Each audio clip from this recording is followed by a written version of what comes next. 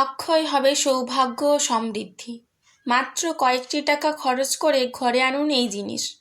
এতে মা লক্ষ্মী সদাই আপনার গৃহে অচলা হয়ে বিরাজ করবেন। হাই, আমি রাখি, আপনারা দেখছেন রাখির পৃথিবী।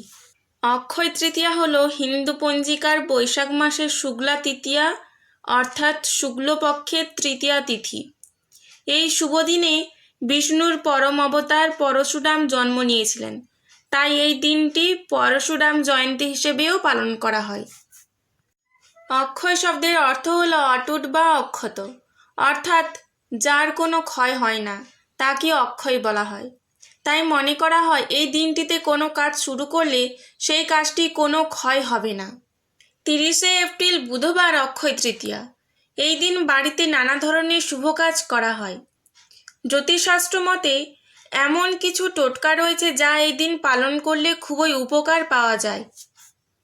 অক্ষয় তৃতীয়ার দিন সম্ভব হলে বাড়িতে আম পাতার চেন বা মালা তৈরি করে ঝুলিয়ে দিন। এই কাজটি সকালে স্নান করার পর করতে হবে। বাড়িতে প্রধান দরজায় ঝোলাতে পারেন, খুবই ভালো ফল পাবেন। এই দিন সকালে কাঁচা দুধ ও গঙ্গা জল একসঙ্গে মিশিয়ে বাড়ির সদর দরজায় ছিটিয়ে দিতে হবে এবং একটি নতুন কাপড় দিয়ে দরজা মুছে দিতে হবে। এই দিন কোনো বয়স্ক পুরোহিতকে হলুদ বস্ত্র বা হলুদ রুমাল দান করুন। অক্ষয় তৃতীয়ার দিন বাড়িতে গোটা ধনে কিনে আনুন এবং মা লক্ষ্মী দেবীর সামনে রেখে পুজো করুন।